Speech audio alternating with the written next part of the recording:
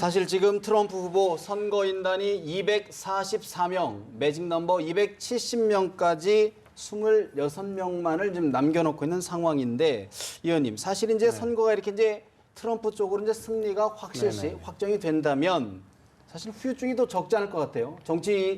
미국 정치 상황으로 봤을 때 어떤 일이 좀 있을까요? 지금 사실은 민주당의 충격은 매우 크리라고 생각합니다. 뭐 이길 걸로 봤다가 지금 저렇게 패배하는 상황.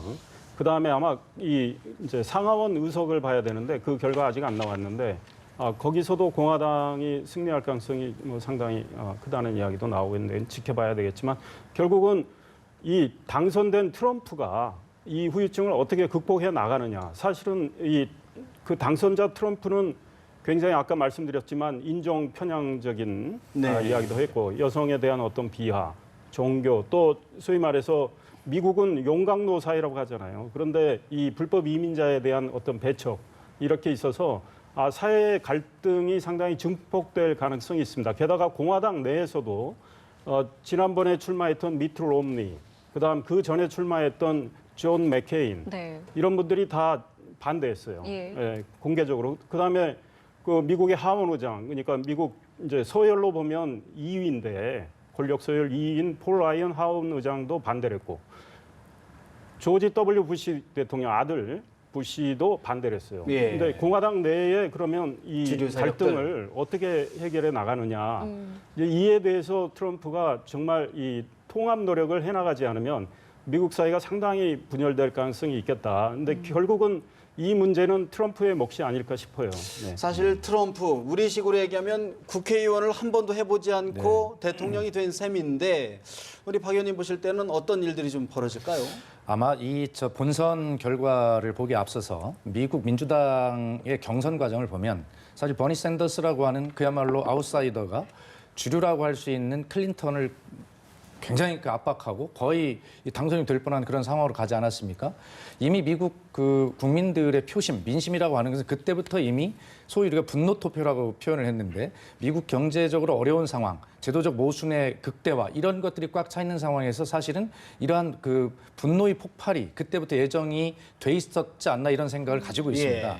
그렇기 때문에 이 클린턴이나 사실 트럼프나 보면 가장 미국 역사상 그 아주 비호감 후보들의 경쟁이라고 하지 않았습니까? 자, 그런데 사실 그럼에도 불구하고 클린턴이 좀 우세할 것이다라고 예상을 했던 것은 그래도 지금까지 전통적인 어떤 미국의 변하지 않는 그런 큰 주류의 정책들, 안정감 이런 것들을 가지고 이제 클린턴을 조금 선호했던 것 같은데 지금 이제 당연히 승리할 것으로 예상했던 클린턴의 지지자들은 사실 이 상황에 승복하기 어려울 것입니다. 그렇기 때문에 트럼프가 승리를 한다면 트럼프의 태도와 이 포용력이 굉장히 중요한 것인데 사실 트럼프는 지금 많은 공약들을 사실 이제 와서 이렇게 검색어 1위에 지금 트럼프 공약 1순위 지금 1위로 올라 있는데 우리 국민들도 관심일 텐데 사실 지키기 어려운 공약들을 굉장히 많이 해놓은 상태예요. 그래서 심정적으로 클린턴의 지지자들이 트럼프의 승리에 동조하기 어려운 상황에서 또 트럼프는 그것을 지키지 못할 공약들을 지금 많이 해놨는데 지키려고 하다 보면 사회적 갈등이 굉장히 증폭될 걸 예상을 하셨는데 그런 상황으로 갈 것이거든요. 그래서 이 문제가 사실은 아까 제가 말씀드렸을 때 미국은 세계의 경영 전략에서 보면 미국 이익이 극대화이기 때문에 사실 저는 크게 그렇게 많은 변화가 있으려 보지는 않지만 사실 미국 국내 내부의 문제가 굉장히 더 심각할 것이다 이렇게 보거든요. 그래서 지금 두 분 다 예상해 주신 대로 그런저런 이유로 해서 미국 내부의 이 갈등이 굉장히 극대화될 것이고 더구나 트럼프의 성격상 그것을 정말 용광로처럼 포용해야 되는데 그런 어떤 자질에서 좀 부족한 트럼프가 이것을 어떻게 끌고 갈지 상당히 걱정이 됩니다. 미국 시민들, 국민들 입장에서 볼 때 사실 이제 비주류의 반란이다, 기성 정치에 대한 저항이다라고 볼 수도 있는데 정말 뭔가 좀 획기적인 변화, 긍정적인 변화는 있을 수 있지 않을까? 아니 당연히 기존의 질서들을 새롭게 바꿔내야 되겠다고 하는 정치권에 대한 바꿔야 한다는 경고의 메시지가 될 것입니다. 저것은 미국뿐만이 아니라 대선을 앞두고 있는 우리 대한민국 사회에도 똑같이 던지는 메시지라고 그렇게 읽혀지는 것이고요. 그래서 이것을 보면서 우리가 걱정스럽지만 우리 국내 정치 상황도 하루빨리 이런 대외 환경의 변화에 대응하기 위해서도 빨리 정리되는 과제를 함께 안고 있고 시대 정신 말씀하셨지만 그런 정말 민심이 원하는 시대 정신이 어떤 것인가를 정말 바닥으로 내려가서 읽을 줄 아는 정치 지도자들이 안목 이런 것들이 필요해 보인다 이렇게 보겠습니다. 그와 관련해서 부연 설명을 드리자면 미국의 공화당은 이제 영어로 GOP 그랜드 올드 파티라고 그래요. 그러니까 경력을 굉장히 중요시하는 정당입니다. 보수 정당인데다. 그런데 어떤 공직도 맡지 않은 트럼프가 후보가 됐잖아요. 그럴 때 사실은 민주당도 그 의미를 제대로 읽어서 예. 지금 뭐 우리 박 의원님 말씀하셨지만 버니 샌더스를 정말로 후보로 선출했다면 제가 보기엔 버니 샌더스가 이겼어요. 버니 샌더스가 내건 가치는 훨씬 트럼프가 내건 것보다 훨씬 이성적이면서도 변화를 네. 주도할 수 있는 그런 가치였어요. 어젠다도 그랬고. 그런데 이제 이 소위 말해서 민주당 내의 기득권층은 힐러리를 지지를 했고, 근데 힐러리의 이미지는 사실은 위선적인 이미지, 또 부패 이미지. 왜냐하면 본인이 후보가 되고 나서 지금 트럼프하고 선거전을 하고 있는데 힐러리는 유세 다니기보다 저녁에 정치 자금 모으는데 더 관심을 보인 적도 많았어요. 예. 게다가 뭐 중간에 이제 실신해서 건강 문제가 나왔고 그래서 이 위선과 부패 이미지를 불식을 못했고 아까 말씀드린 대로 본인의 어젠다에 어떤 유권자들을 흥분시킬 만한 그런 어젠다 제시가 못했어요. 그래서 월스트리트 저널은 이런 평가를 하기도 했습니다. 트럼프에게는 있지만 힐러리에겐 없는 거. 그게 열정 효과다. 인수제즘 이펙트라고 해서 예. 네. 그 트럼프 유세장에 가면 정말 사람들이 환호하는. 많이 모여가지고 환호하고 즐기는 이런 축제 분위기인데 힐러리 유세는 뭐 굉장히 딱딱한 이런 분위기. 그래서 어떤 트럼프가 이 대중에게 편안하게 다가가는 거. 그다음에 네. 그러면서 강렬한 메시지로 어젠다를 제시한 거. 이런 것들이 아마 주요했던 것 사실 같아요. 버니 샌더스가 10년만 젊었더라면 어떤 일이 벌어졌을지 몰랐을 것 같은데 장 교수님은 어떻게 분석하십니까? 애초에 미국의 헌법학자들이 연방 헌법을 만드는 학자들이 연방을 하면서 대통령을 할 것인가. 애초에 영국에서 절대 군주를 피해서 왔기 때문에 어떤 특정 권력이 강한 권력이 지배하는 것을 싫어했습니다. 그래서 대통령도 6개월씩 한 번씩 하는 걸로 하자 이렇게 하다가 그래도 우리가 연방 국가가 되면 연방의 자치적과 그리고 중앙정부가 통제하는 그래야만 이 강한 어떤 국가를 이끌어갈 수 있지 않냐. 그래서 오늘의 미국의 대통령제가 형성이 된 건데 미국은 분열하지 않습니다. 그리고 승부의 문화가 강하고 그리고 대통령이 모든 것을 좌지우지할 수 있는 것이 아니고 군사력만 관해서 군사력이 곧 정치이기 때문에 군사적인 공격력은 대통령한테 있지만 해외에서 즉각 공격할 수 있습니다. 북한에 대해서도. 그래서 의회 보고를 하면 되는데 그러나 다른 것은 연방은 연방대로 연방자치법규가 있고 예. 그리고 대통령과 의회가 상호 균형적으로 돼 있습니다. 그래서 거부권도 할 수 있고 의회에서도 대통령이 발의한 입법에 대해서 거부권을 할 수 있고 그래서 상원과 하원도 또 나눠서 하지 않습니까?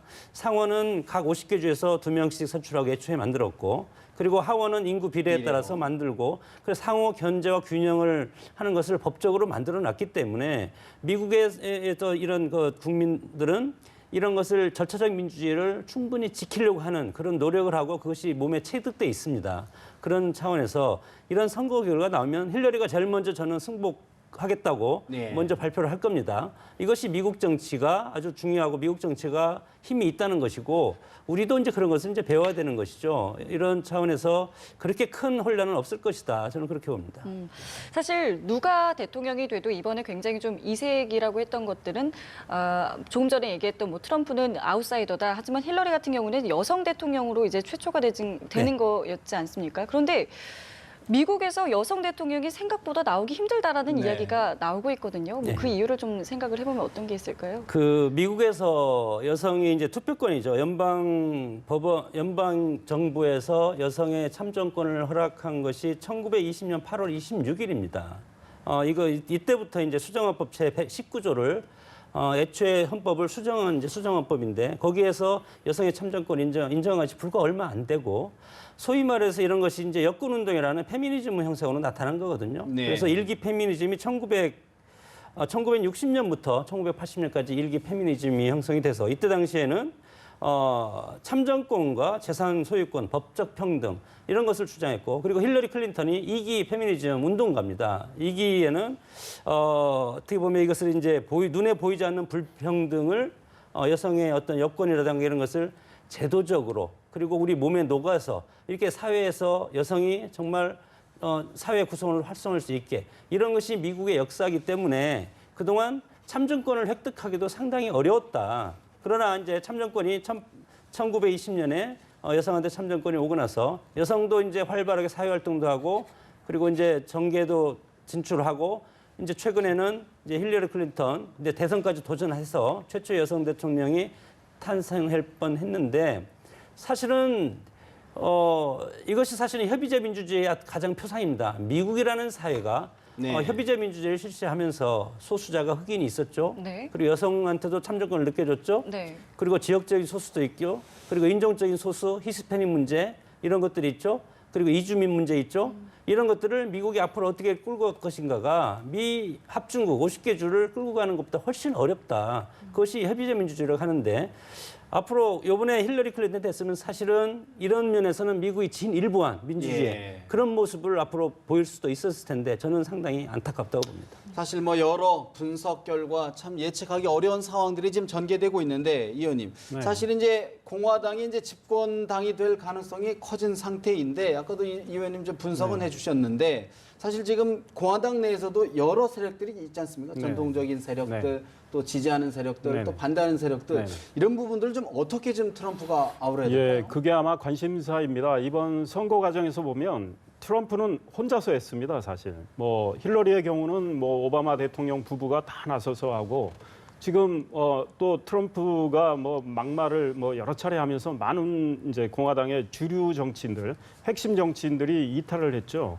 근데 그분들이 국회에서 가지고 있는 파워는 상당하거든요, 미국 의회에서.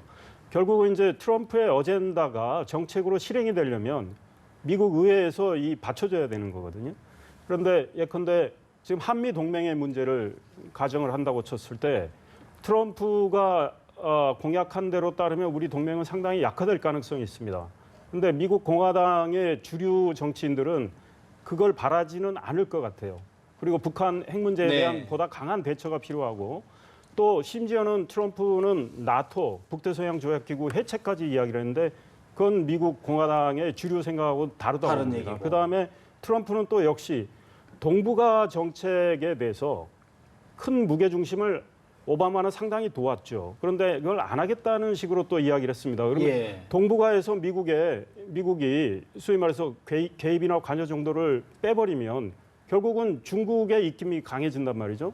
그걸 공화당 주류가 찬성할 가능성은 없습니다. 그래서 제가 보기에는 트럼프가 앞으로 이제 행정부 예. 조각을 하는 과정 이런 걸 통해서 이 주류 세력과 어떻게 대화를 해나가면서 소위 말해서 이 공통점을 찾아 나가느냐.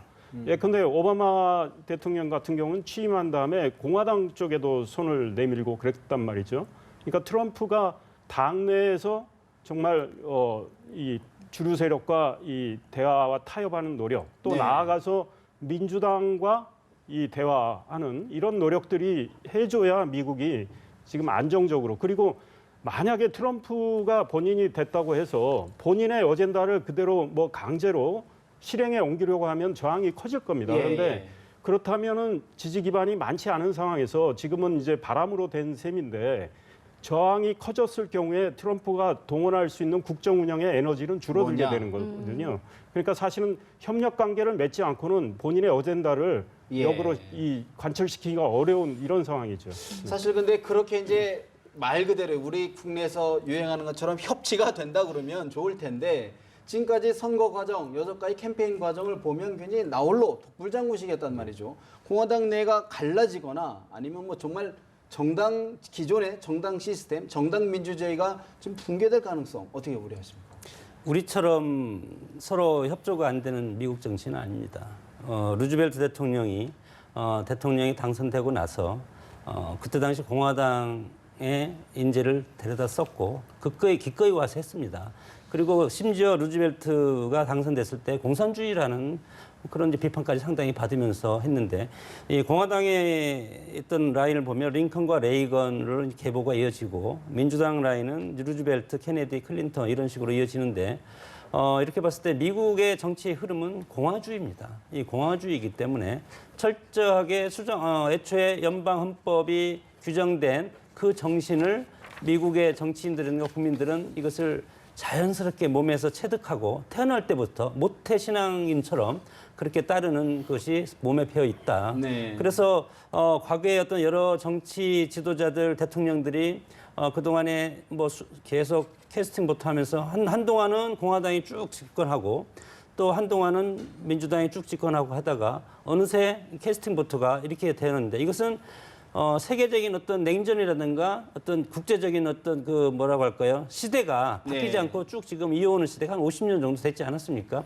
그러나 앞으로 급변하는 세계 정세라든가 이데올로기 어떤 전쟁이 오면 또 다른 한 정당이 계속 집권할 수 있는 계기가 되겠지만 지금은 이 공화주의라는 이런 네. 것에 민주당과 공화당이 똑같이 그런 어떤 이 아이디얼 타입이라고 하죠. 그런 이념을 공유하고 있다고 봅니다. 사실 뭐 캠페인 때는 달리 대통령이 된다 그러면 정상적인 네, 정치할 것이다 분석을 해주셨는데 사실 이제 가장 우리 국민들 가장 큰 관심은 과연 미국 대통령 선거가 우리 대한민국의 정치에 사회에 경제에 어떤 영향을 미치느냐가 가장 관심사일 수밖에 없는데 박 의원님 네. 사실 이번 역대 어느 선거에 비해서도 한반도 관련 이야기들이 참 많았던 것 같아요. 트럼프 당장 한미 동맹 아니면 뭐 지금 뭐 여러 가지 방위비 뭐 분담 등등 이야기가 있는데 어떻게 전망하십니까? 지금 그 리포트 주한 미 대사가 미국의 대선 결과가 한미 동맹에 영향을 미치지 않을 것이다 이렇게 이야기한 적도 있고요. 오늘 네. 윤병세 우리 그 외교부 장관도 큰 영향을 미치지 않는다 이렇게 이야기를 했어요. 방금 이 방송을 보고 계신 시청자 한 분이 저에게 문자를 보내왔는데 예. 이 세 가지를 지금 문자를 보내오시는데 어떤 거냐면 지금 말씀하신 대로 우리 한반도의 여러 가지 영향, 안보나 경제나 영향을 이렇게 미치지 않을 것이다는 근거로 세 가지를 저한테 문자를 보내주셨는데 공화당의 전통적인 정책 노선이 있다 이렇게 보내주셨고요. 그다음에 미국의 한 200여 개에 이르는 싱크탱크 역할이 있을 것이다. 그다음 세 번째 언론의 힘이 있을 것이다. 이 세 가지로 인해서 뭐 큰 변화는 없을 것이다 이렇게 시청자가 지금 문자를 보내주셨는데 거기에 저는 이런 것 같은 거 생각해봤으면 좋겠습니다. 사실 클린턴도 선거 과정에서 보호무역주의를 강화하겠다. 또 사실 TPP도 뭐 안 하겠다. 뭐 이런 정반대 표를 얻기 위한 그런 정말 빌공짜 공약에 불과할 수 있는 이런 이야기를 했거든요. 역시 트럼프 역시 그런 표를 얻기 위한 그런 선거 전략으로 했을 가능성이 있고요. 저는 아까 이 시청자가 보내준 세 가지 외에 지금 중국의 급부상이라고 하는 세계의 환경이 지금 트럼프를 통제할 것이다 이렇게 보고 있는 것입니다. 예를 들어서 아까도 제가 말씀드렸지만 중국은 어차피 미국과 G2로서 경쟁을 하면서 세계를 양분하고 싶어 하는데 그 세계에 살고 있는 모든 세계 이 국가들은 어딘가를 어떤 전략을 택해야 되거든요. 네. 그럼 지금까지 미국이라고 하는 나라가 예를 들어 중국의 어떤 영향력을 분석하고 신경을 쓸 때 사실 급격한 변화를 주기는 굉장히 어려울 것이다 이런 생각을 가지고 있습니다. 예. 그래서 아까도 말씀드렸지만 지금 우리 국내 정치 이런 문제들만 좀 빨리 잘 정리가 되고 대외 환경의 변화에 어떤 그 적응할 대책을 세워갈 그런 어떤 우리 그 힘들을 모아낼 수 있다면 뭐 큰 문제는 없지 않겠나 이렇게 보고 다만 그래서 오늘 당장 청와대에서도 NSC를 지금 소집해서 회의를 하고 있는 모양인데 네. 어쨌든 이러한 대외 정책이 우리 대한민국이 주권 국가로서 동등하게 목소리를 내기 위해서는 이 국내 정치가 빨리 어떤 복원력을 가지고 어떤 그런 그 권위를 회복하는 것이 굉장히 중요한 문제겠다 이런 생각을 갖고 있습니다. 이것은 우리 이 의원님 어떻게 보십니까? 네, 그렇습니다. 우리 박 의원님 말씀대로 우리는 우리대로 이제 정치가 정상화돼서 대비 태세를 갖춰야 되고 지금 뭐 막상 네. 트럼프가 이제 집권을 해서 이제 일을 시작하면 이 한미 동맹의 문제를 아까 제가 나토 이야기도 했지만 이거에 대한 선거 때 했던 거하고는 좀 다른 스탠스를 취할 가능성이 크고 또 공화당 내의 스탠스가 있고요. 그러나 이제 우리가 저기 해야 될 건 사실 트럼프 쪽과 이 네트워킹이 제가 보기에는 미약하다고 봅니다. 그래서 트럼프가 이 한반도의 전략적 가치, 미국 입장에서 트럼프는 미국 이익 우선주의거든요. 그렇죠. 그러니까 우리 한반도의 전략적 가치에 대한 명확한 인식이 필요합니다. 그다음에 북한 핵 문제에 대해서 트럼프가 확실한 인식이 필요해요. 사실은 트럼프가 핵 문제에 대해서는 오히려 강경하게 나올 수 있습니다. 지금 북한은 이번 미국 선거에서 트럼프가 되기를 기대했어요. 그런 희망을 많이 피력을 했습니다. 왜냐하면 트럼프가 이런 말을 했어요. 김정은이는 미치광이지만 인정은 해야 한다. 뭐 대화할 수도 있다. 이런 이야기도 했고 그래서 이 경우에 잘못될 때 저들이 흔히 쓰는 통미봉남 정책도 예, 나올 예. 수가 있습니다. 그래서 우리가 지금 이 시점에서 이 트럼프 진영과 긴밀한 어떤 네트워킹을 형성해서 한반도의 전략적 가치를 제대로 인식하게 해야 되고 북한 핵 문제의 심각성, 네. 그다음에 이제 확장 억제 전략의 불변, 이 한반도가 뭐 사실은 계속 위기로 가고 있는데 미국의 확장 억제 전략은 굉장히 우리한테 기묘한데 그거에 대한 어떤 불변을 인식을 시켜야 되고 이제 트럼프가 제가 보기에는 예상키로는 2018년에 이제 한미 방위비 분담금 재협상이 있습니다. 이때 우리한테 많은 돈을 요구할 가능성은 그건 틀림이 없어요. 한국이 그동안 푼돈만 냈다. 네. 한국은 무임승차를 했다 하는데 이제 이에 대해서 우리가 어느 정도 재정 부담을 할 수 있는지 이 각오가 돼 있어야 되고 한미 FTA에 대해서 확실하게 보호무역주의적인 관점에서 아마 제동을 걸 가능성은 틀림없이 있습니다. 이에 대한 대비책 이런 것도 꼭 필요하고요. 분명히 대비는 그다음에 해야 된다. 이제 사드 문제에 관련해서 사실은 이제 우리 국내 상황이 굉장히 불투명해졌고 만약에 거국 중립 내각이 된다. 그러면 사드를 반대하고 있는 지금 이제 야당의 입장이 관철될 가능성도 있습니다. 그럴 때 이 미국과 우리가 어떤 입장을 조율해야 되는지 이것도 저는 상당히 중요하다고 봅니다. 리포트 대사도 그랬고요. 윤병세 장관도 그랬고 일단은 한미 동맹에는 큰 변화가 없을 것이다라고 이야기는 했습니다만 많은 분들이 이제 한미 동맹에 어느 정도의 변화는 불가피할 것이다라고 보는데 어떻게 저희가 예상을 하고 또 대비를 해야 될까요? 리포트 대사는 오바마 대통령이 임명한 사람이기 때문에 네. 그렇게 말할 수밖에 없는데 저는 외교 안보 위기가 올 가능성이 상당히 많다고 봅니다. 그것은 현실적으로 우리가 받아들여야 된다고 봅니다. 대비를 해야 될 것이고 트루먼 대통령이 에치슨 라인을 걷을 때 우리를 빼고 극동 안보선을 우리를 제외하고 했었는데 그다음에 이란에서 핵실험을 하고 예. 그리고 동북아시아에서 남한이라든가 우리 한반도에서 핵이 없는 그래서 한미 상호 방위 조약을 맺어서 우리를 핵을 갖지 못하도록 NPT 가입을 시키지 않았습니까? 그래서 소위 말해서 한미 동맹 관계가 형성이 됐는데 그것은 그때 당시의 상황입니다. 지금 트럼프가 등장한 것은 전혀 다른 시각에서 우리가 보여야 될 필요가 있는 것이 과거에는 지오폴리틱스라고 해서 지정학적인 위치에서 세계 정세를 봤다면 트럼프의 외교 정책은 지경학적인 위치로 볼 경제적인 측면에서 지경학적 위치요. 지경학적 위치에서 볼 가능성이 상당히 많아졌다. 이렇게 봤을 때 닉슨 독트린 이후에 미국의 세계 정책을 우리가 반면교사로 삼아야 될 가능성이 많고 여기에서 우리가 무한정 미국의 주둔비라든가 이런 것을 우리가 책임을 질 것이냐 아니면 미국과 탈피해서 우리 자주 국방을 앞으로 할 것이냐 이런 것부터 해서 근본적인 외교 안보적인 정책을 해야 되는데 여기에서 국내 정치가 여기에서 못 따라갈 가능성이 상당히 많습니다. 이렇게 되면 외교적으로 우리가 어떻게 보면 외교적으로 상당히 지금 북한이 이미 핵을 가지고 있기 때문에 북한은 본인들은 방어할 수 있는 지금 것이 되는데 우리는 외교안보적으로 이 위험에 노출되면 이것이 상당히 위험한 지경에까지 갈 수도 있다고 봅니다. 네. 자, 그리고 조금 전에 저희가 연결도 했습니다만 국내 증시를 비롯해서 아시아 증시가 모두 이제 폭락을 해버렸습니다.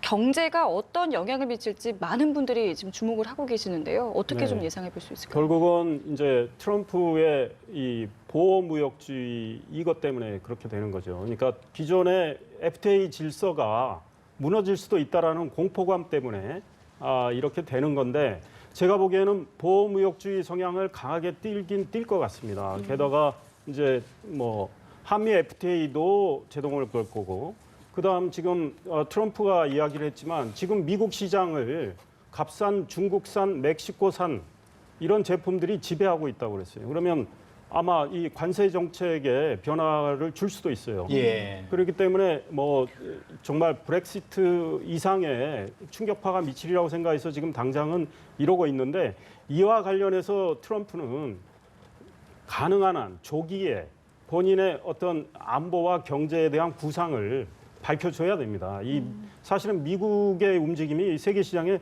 엄청난 영향을 주기 때문에 그래서 본인이 선거 때 한 맥락에서 지금 계속 그 정책을 구사할 건지 아니면 속도와 강도를 조정할 건지 이거에 대한 이야기를 해줘야 되는데 아마 그러기 위해서는 트럼프 역시 아마 공화당 내 주류와 이 문제를 놓고 많은 이야기를 할 겁니다. 이제 당선이 된 입장이니까 미국을 경영하는 운영하는 데 있어서 망갈 수는 없기 때문에 그래서 어느 정도 이제 지금은 오늘 첫날이기 때문에 이렇게 이제 충격을 느끼는 건데 네. 조금 이제 뭐 저쪽에서 이제 완충 어떤 하는 그런 조치를 취하면 좀 진정이 되지 않을까 이런 생각이 이제 당선이 가까워지니까 정상적인 대통령으로 저희가 시각을 좀 교정을 해야 된다 이런 말씀을 계속 이제 강조를 해주시는데 저희 입장에서는 사실 또 이제 대북 문제, 과연 이제 북한과의 문제, 우리의 이제 심각한 안보 문제가 직결돼 있는데 박 의원님 사실 이제 북한 같은 경우에 좀 공개적으로 트럼프가 되라 뭐 이렇게 공개적으로 얘기했단 말이죠. 네.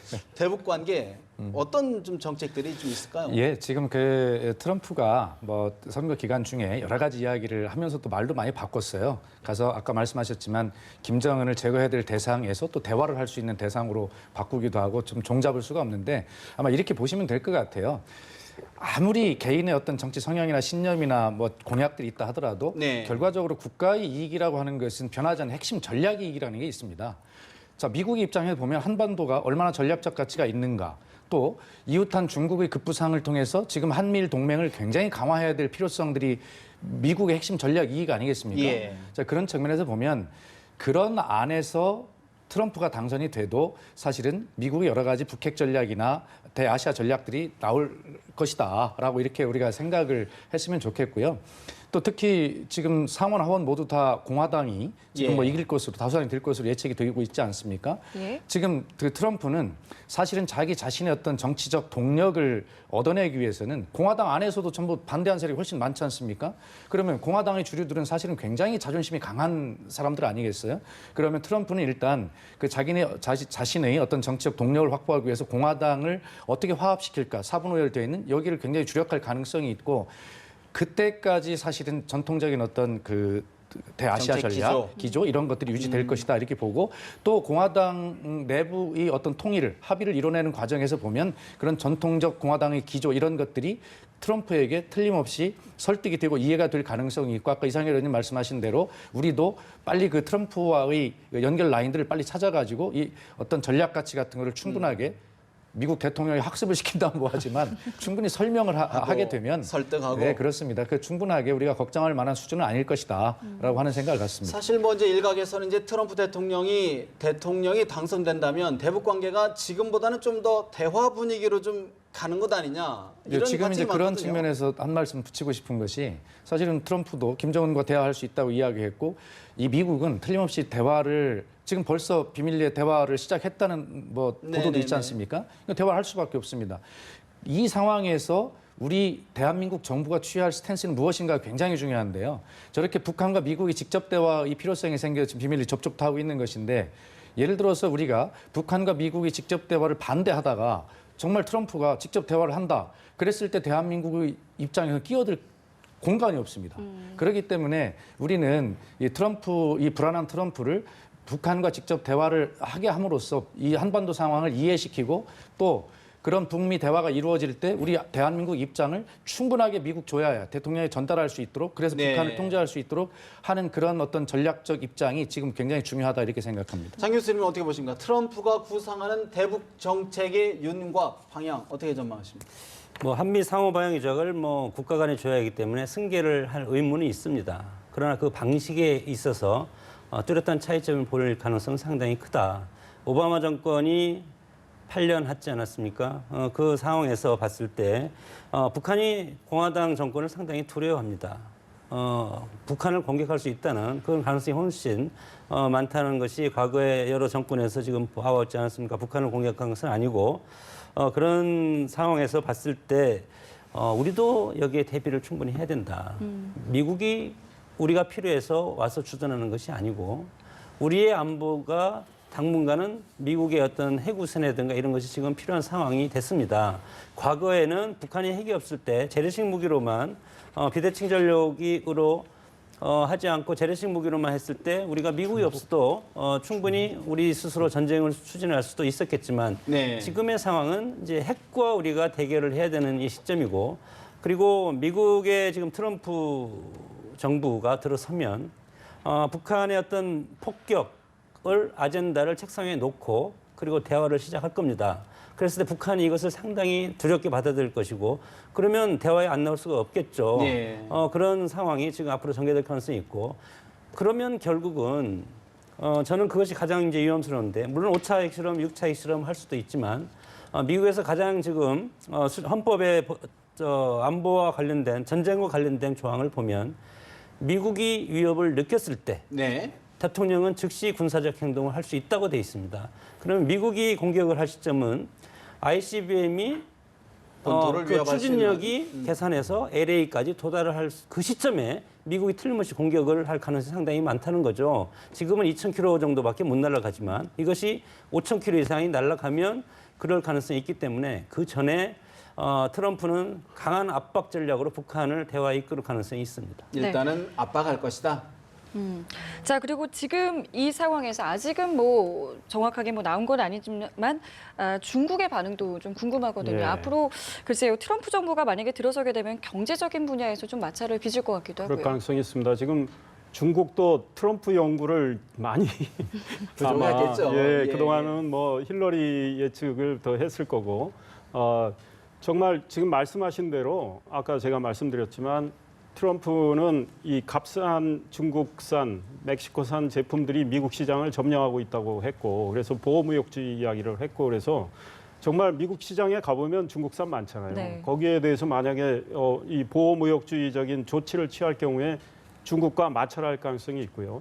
또 트럼프가 내세운 그 슬로건에 담겨 있는 맥락이 미국 우선주의거든요. 그러니까 미국 이익을 위해서라면 얼마든지 중국과 충돌할 수 있는 그런 조치를 취해 나갈 가능성이 있거든요. 그래서 이 중국과 마찰이 일어날 가능성은 있습니다. 그러나 네. 지금 뭐 중국도 트럼프 연구가 어느 정도는 돼 있는지 모르지만 네. 중국도 가능한 한 뭐 마찰 없이 미국과 문제를 풀어나가려고 할 거고 사실은 중요한 거는 저희 입장에서는 또 이 뭐 경제도 중요하지만 또 안보 문제. 지금 북한 핵 문제와 관련해서 지금 오바마 행정부가 지금 뭐 제재를 더 가하겠다고 하는 상황에 지금 중국 정부는 사실 좀 미온적이잖아요. 아직 유엔 지금 대북 제재 결의안이 아직 안 나온 상황인데 네. 트럼프는 이 문제와 관해서 뭐 북한하고 대화할 땐 대화하더라도 더 강하게 나갈 가능성이 있어요. 이게 원래 공화당 정책이기도 하고 그럴 때 중국과 또 이렇게 마찰할 가능성은 상당히 있어 보인다. 이제 그래서 이 트럼프가 어쨌든 본인의 이제 이 외교안보 구상, 이 소위 말해서 국제사회에 대한 본인의 메시지를 이제 가능한 한 뭐 조기에 정리해서 이야기를 해주는 게 좋겠다 이런 생각. 사실 뭐 자꾸 충돌을 부추기는 건 아닌데 미국과 중국 두 슈퍼파워가 이렇게 부딪힐 충돌할 가능성은 없습니까? 지금 사실 사사건 거짓 마찰하고 있는. 사실은 그 서로 굉장히 민감하게 바라보고 있습니다. 특히 미국 쪽은 오래전부터 그 마음속으로는 중국을 주적으로 생각을 하고 있고요. 중국에 가서 보면 미국 때리기를 많이 합니다. 미국 배싱이라고 할 수 있죠. 그래서 북한 핵 문제도 결국은 미국 때문에 북이 핵 개발을 하기 시작했다라는 이런 인식. 논리로 이야기하는 예. 사람들이 굉장히 많습니다. 그래서 이 인식의 차이가 굉장히 커요. 그렇기 때문에 뭐 사소한 문제가 커져서 충돌이 생길 가능성도 배제할 수는 없어요. 그러나 이제 미국에 이제 새로운 행정부가 들어서게 되니까 내년 1월에 들어서는 거 아니겠습니까? 근데 중국도 처음부터 뭐 마찰로 이렇게 갈 수는 없을 거예요. 서로 예. 피곤해질 테니까. 그래서 가능한 한 서로 이 대화를 해나가면서 이 뭐랄까 접점을 많이 찾으려는 노력을 해야 예. 되겠죠. 네. 필리핀의 두테르테, 미국의 도널드 트럼프 참 여러 가지 안보 상황이 좋지 않은데 우리 장 교수님 어떻게 전망하십니까? 미중 관계 뭐 잘 되겠죠. 뭐 그런데 잘 돼야겠죠. 예. 세계 이제 패권 이제 그 구도를 보면 한동안 한 20-30년 동안 미국의 유일 패권 체제였습니다. 세계 냉전 질서가 무너지고 나서 그리고 최근 들어 이제 중국이 부상해서 G2에서 중국이 미국의 패권에 이제 도전하는 그런 형국이 지금 되어 있고 그것이 현실적입니다. 그러나 지금은 어떻게 보면 세계화 시대의 실용주의 어떤 경제 흐름이기 때문에 이것이 지금 민족주의 시대고 그리고 고립주의로 가면서 신자유주의 정책에서 보호무역 정책, 그리고 신자유주의 정책, 수정자본주의, 그다음에 최근에는 칼폴란이라는 사람들도 못해서 국가가 적극 개입하라는 거 아닙니까? 예. 이것이 트럼프의 등장이랑 딱 맞아떨어지는 겁니다. 군사력만 해도 중국과 미국은 비교가 안 됩니다. 20배 정도 미국이 군사력이 훨씬 더 강한데 그런 것이 중요한 것이 아니고 미국보다 인구가 수요에서 중국이 훨씬 크다는 것이죠. 그리고 앞으로 뻗어나갈 잠재력이 중국이 훨씬 크다. 그래서 G2로서 미국에 대항할 수 있는 아시아 쪽에 태평양 쪽의 어떤 강대국은 중국이 부상하고 중국이 될 가능성이 뭐 100%인데 이렇게 봤을 때 앞으로 미래의 어떤 경쟁 구도로 이런 가는 차원에서 당분간은 협조적, 우호적인 관계로 갈 수밖에 없다. 그러나 네. 이것이 얼마나 갈지는 모르겠습니다. 영토 분쟁이라든가 민족주의 이런 갈등, 역사 문제 이런 것들이 퍼지면 또 과거의 냉전 세대처럼 신냉전 회귀할 세대가 수도 있는, 도래할 가능성이 상당히 크다고 봅니다. 지금 미국 대통령 선거 이제 종반으로 치닫고 있는데 현재 선거인단 확보수를 보면 미국 공화당의 도널드 트럼프 후보가 247명, 민주당의 힐러리 클린턴 후보가 215명, 매직 넘버 270명까지는 23명만을 남겨있고 있는 상황인데요. 다시 한번 우리 박 의원에게 질문을 좀 드릴 것 같아요. 사실 이제 미중 관계라는 게 결국은 우리의 안보, 외교 문제하고 좀 직결되어 있는 문제 아니겠습니까? 그렇습니다. 지금 앞에 두 분 말씀하셨지만 저는 이 미중 관계를 어떤 뭐 군사적, 경제적 이런 관점에서 볼 수 있지만 그걸 다 종합해 보면 결과적으로 긴 시대를 관통하는 문명사적 관점에서 이걸 봐야 된다 이렇게 생각하고 있습니다. 다시 한번 설명을 드리면 그동안의 세계 초대 강대국으로서 미국이 태평양을 지배해 왔죠. 중국의 바로 코 밑인 남중국해까지 미국이 지배를 하고 있던 시대가 몇십 년 흘러온 것입니다. 이제 중국이 경제력이 성장했습니다. 중국은 적어도 자기 안방인 중국해에서만큼은 자기들의 해양 패권을 가져야 되겠다라고 이제 성장한 경제력을 바탕으로 주장하는 것 아니겠습니까? 이렇게 보면 또 중국도 당연히 그걸 주장하고 해야 저 인도나 이쪽으로 뻗어나갈 수 있는 길이 숨통이 트이는 것이거든요. 근데 미국은 그것마저 막으려고 하는 것입니다. 그래서 이것은 우리 한반도의 현대사를 생각해 보면 청일전쟁, 러일전쟁 이런 것들이 한반도에서 부딪히는 문명사적 관점에 볼 때 결과적으로 그동안의 태평양을 지배해온 미국이라고 하는 거대한 해양 세력과 이제 성장한 경제력을 바탕으로 해서 태평양으로 진출하려고 하는 중국 대륙 세력이 충돌하는 지점, 그 지점이 바로 이 한반도이고 남태평양이고 이렇게 볼 필요가 있습니다. 그래서 그런 큰 흐름에서 보면 우리가 어떤 역할을 해야 되는 것인가는 자명해지는 것입니다. 그래서 아까 제가 초반에 이것이 어떤 우리가 중립 외교를 할 수 있는 기회가 될 수도 있다라는 말씀을 드렸지만 결과적으로 우리 국익을 어떻게 지켜낼 것인가는 사실 한미 동맹이라고 하는 기존의 그런 관계도 중요하지만 네. 이 급부상하고 있는 중국 이것을 지금의 미국의 정권 교체 기회를 통해서 어떻게 이걸 활용할 것인가라고 하는 중립 외교에 굉장히 중요한 문제가 될 수 있다. 기회가 될 수 있다 이런 생각을 하고 우리가 기존의 한미 동맹 굳건히 해야 되지만 여기에만 매몰돼서는 중국과 북한을 더 가깝게 몰아붙이는 이런 관계를 형성할 수 있기 때문에 이런 측면에 대한민국의 국익은 어디에 있는가를 정확하게 냉정하게 봐야 된다 이런 생각입니다. 큰 틀에서 새로운 외교적 도전을 맞고 있다, 도전을 지금 직면했다라고는 분석을 해봐야 될 것 같은데 또 하나 이런 정말 위중한 시기에 지금 대통령이 이른바 최순실 파문, 최순실 게이트에 참 동력을 지금 잃은 상태입니다. 참 국민들 또 걱정을 안 할 수가 없는 상황인데 이 의원님 어떻게 네. 좀 풀어가야 될까요? 그렇습니다. 지금 미국 언론이 지금 한국 상황, 우리 한국의 대통령의 사실 지금 통치력의 이 공백 상황이 미국 차기 대통령한테도 안 좋을 거다 이런 이제 이야기를 했는데 지금 박근혜 대통령 임기가 1년 4개월 남았습니다. 예. 사실은 이제 저는 이 다음 주에 미국에 가서 이 세미나를 하게 되는데 한반도 평화 문제 가지고 그래서 원고를 미리 냈을 때 지금 미국의 새 대통령 당선자가 내년 1월에 취임을 하면 가능한 한 좀 서울에 방문을 해서 네.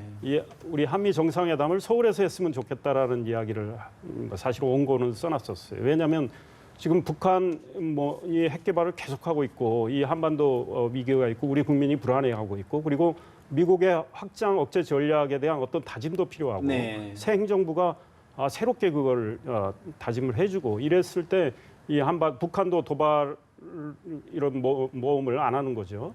이런 생각에서 했는데 지금 우리 대통령이 사실상 식물 대통령이 돼 있는 상황입니다. 그러다 보니까 미국의 뭐 트럼프 진영에 제가 만약에 속해 있다면 누구랑 대화해야 되지? 예. 한국에 지금 뭐 거국 중립 내각이 거론이 되고 있는데 그러면 뭐 새로 될 총리하고 해야 되나? 뭐 이런 고민이 있을 거예요. 그러나 지금 우리 헌법에 따르면 대통령은 다른 나라에 대해서 대한민국 국민을 대표하기 때문에 사실 한미 정상회담이 속히 이루어져서 네. 정상적으로 대화가 이루어져야 되는데 그게 좀 어려운 상황이 돼버렸죠. 그럼에도 불구하고 사실 우리가 이 여야가 힘을 모아서 이 지금 리더십의 이 공백 상황을 조기에 정리를 하고 해소하는. 그 형태는 제가 보기에는 지금 거국 중립 내각으로 갈 수밖에 없어요. 그러니까 내정은 사실은 그 거국 중립 내각에서 맡아줘야죠. 그러나 정상회담을 한달까 이 양자회담, 이 양국 정상회담 이런 거는 대통령이 해주실 외채 수밖에 문제다. 없어요.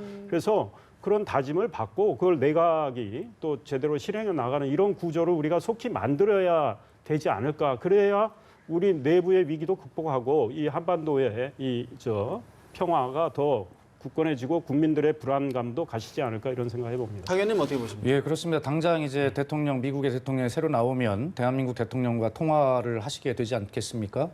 그래서 어쨌든 좀 부끄러운 상황이고 또 미국도 좀 난감한 상황이긴 하겠지만 어쨌든 현재 헌법상 대한민국 국군 통수권자이시고 대한민국의 대통령이시기 때문에 어제 우상호 원내대표가 한 언론에 나와서 분명히 이야기를 했습니다. 내부적 문제가 정리될 때까지 우리 대통령입니다. 그렇기 때문에 좀 힘은 드시겠지만 자신감 있게 좀 미국 대통령과 통화도 좀 하시고 하는 거 좋다 이런 생각을 가지고요.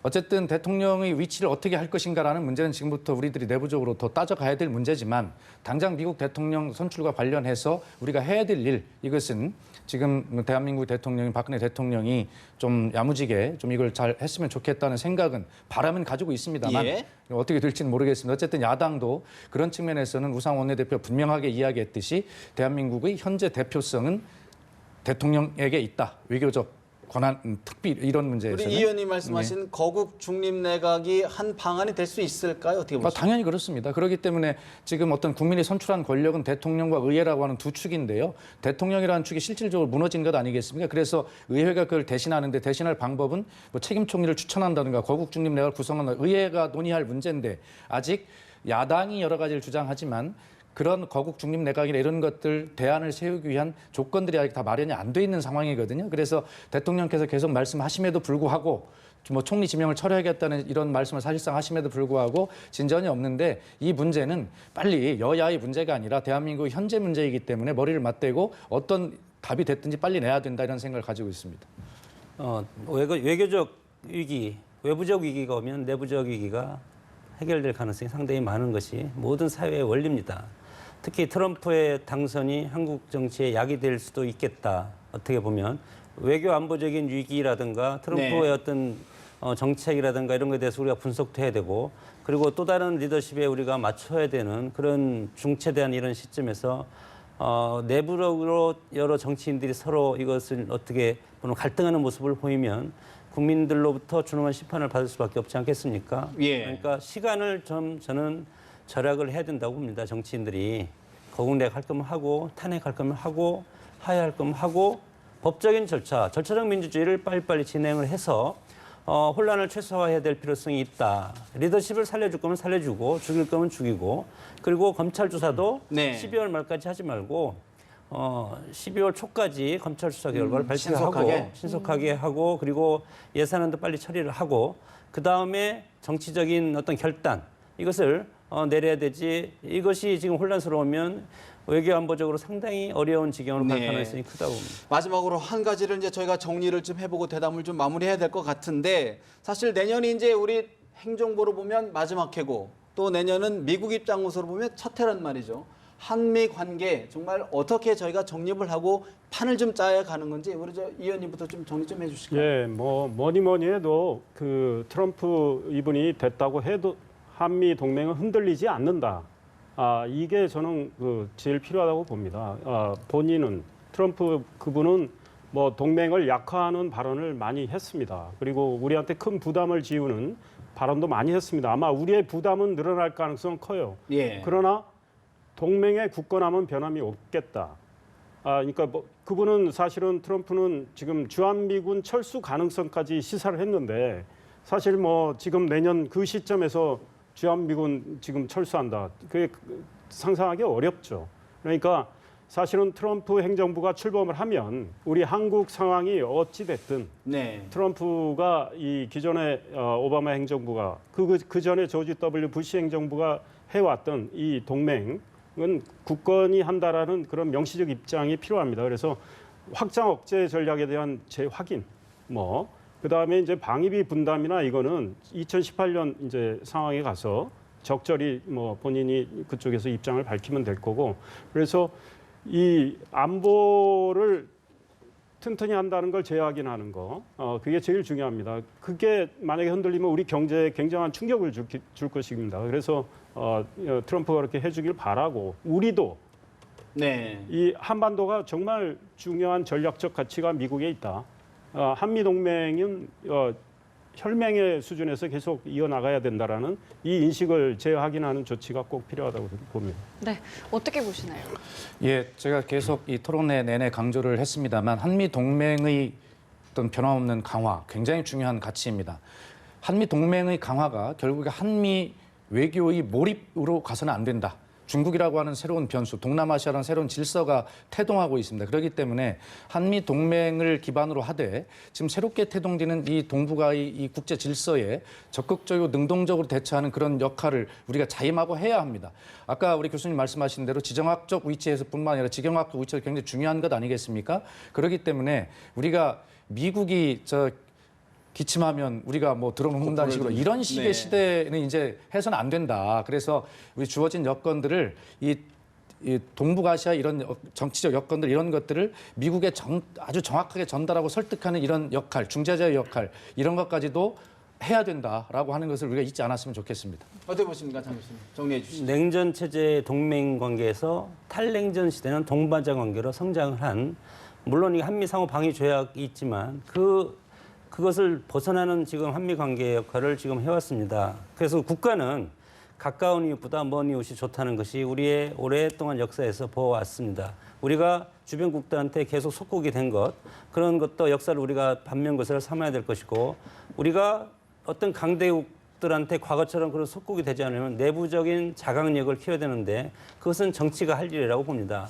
정치가 잘 돼야만 경제도 잘 되는 것이, 경제가 잘 된다고 정치가 잘 되는 것이 아니다. 그래서 우리 사회의 80%는 정치가 지배한다고 봅니다. 그러나 미국이라든가 유럽 같은 민주주의 선진국에서는 경제가 80%고 정치가 20%인데 이런 상황은 우리가 네. 먹을 파이가 적다. 그래서 우리가 이 위기 국면을 극복하는 것은 정치력인데, 정치가 매일 싸움하고 그리고 어떤 갈등을 하고 하면 되겠습니까? 그래서 이런 위기적인 국면에서 우리가 단합해야 될 필요가 있다고 봅니다.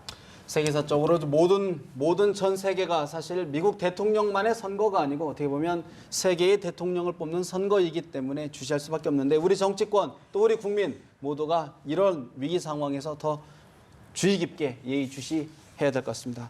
지금까지 더불어민주당 박수현 전 의원, 새누리당 이상일 전 의원, 장성호 건국대 교수 세 분과 미국 대통령 선거 집중 분석해봤습니다. 세 분 말씀 고맙습니다. 감사합니다.